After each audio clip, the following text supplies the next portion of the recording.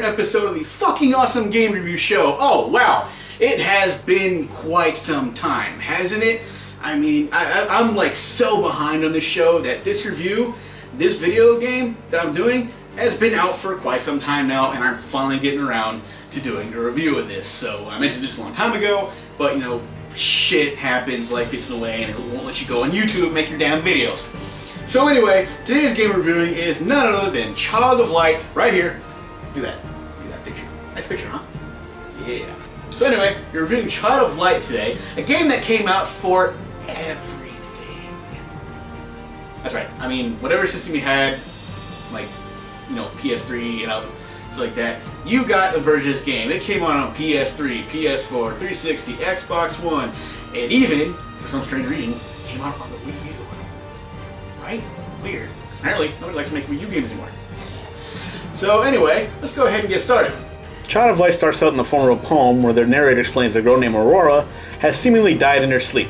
However, she awakens in the land of Lumeria and thinks she's merely in a dream. As she searches for a way to wake up, she runs into a firefly creature named Igniculus?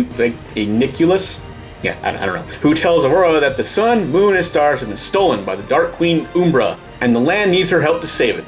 Aurora finds a sword to slay monsters and is on her way to figure out how to wake up and return home.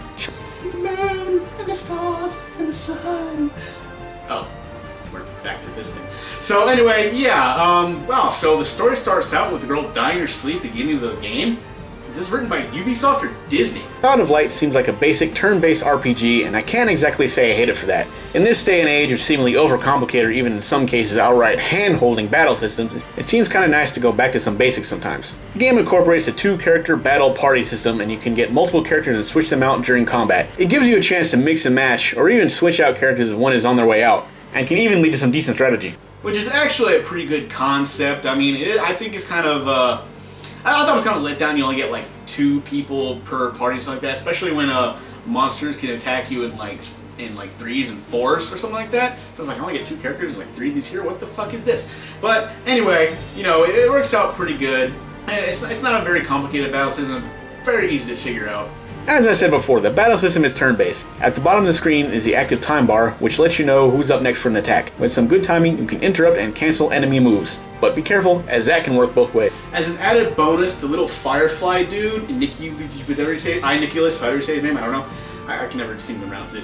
Is like, you can have him like hover against one of the enemies, and if you hit like the certain button, which I think on the Wii U, the version I played, it was like the R2 or RZ button or something like that. It kind of like it slows them down. It kind of doesn't really stun them, but it kind of slows them down. So if they're like moving a little too fast and you're trying to get your move in there, you can kind of slow it down and give you more time to get your attack in, because a lot of the attacks can interrupt yours and it can get really annoying. But yeah. The game's dialogue has a unique theme where the characters and the narrative in general is spoken in rhyme. Something that the game occasionally makes an allusion to with one of the characters who can't seem to get with that. So yeah, it's kind of like the whole game has a theme and the dialogue and something like that. It's all talking in rhyme, but it's kind of funny because there's one character who just doesn't do it right, and it's kind of cool because all the other characters are like just trying to get her with the program. It's like, no, you said the wrong word or something like that. They don't always say it, but they're like, oh, I think you meant to say this, or they're trying to fill it in because they just said something that doesn't rhyme at the end, and like one of the other characters will jump in and like throw it in there. It's a little fun, neat little feature. As you level up, you can add attributes such as increasing HP and MP, as well as other things like attack power and such. It's done as part of a skill map of sorts that you can add on as you gain levels. You can also add elemental attributes to your weapons and armor. This comes in handy in areas of the game where you fight enemies weak to certain element and strong to others. Skill map, skill tree, well, you saw what it looked like. You draw a conclusion of what you call it from there. But yeah, and another thing is pretty cool is like you get these little gems or whatever, and you can apply them to your weapon, your armor, and something else, and you can do things like with your weapon, it'll give you the attribute of the weapon. So if you put like a red gem to your weapon, you'll get like fire attacks, and you can hit fire enemies. Or if you equip the red gem to like your armor, you can resist fire attacks and stuff like that. And also there's lightning and water. There's all these cool different like elements you can put on your sword. So this way you can like take out enemies with their weakness. It's pretty neat, and you can kind of mix and match and find out what works in that area, because like they might have fire attacks, and with that you can like resist that and it won't do too much damage, or it won't cause like an effect that the damage could do. So yeah, it's pretty cool that way. The game itself looks incredible with its moving hand-drawn animation style. The game looks like a moving painting and it looks good. The atmospheric music adds to the ambience as well for a really artistic, immersive experience. Child of Light is a good game to play if you're looking for a simple RPG side-scrolling matchup to play. It may not be one of the more advanced of its kind out there, but you'll still have fun with it and enjoy a pretty interesting story.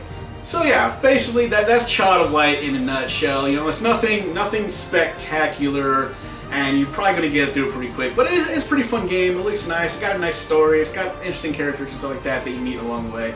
And it just looks great as far as hand-drawn goes. I would like to see more games like this in the future by other companies where they just they take the littlest things and they can just make it look great, and just great with the color there and the background and the way they do the lighting.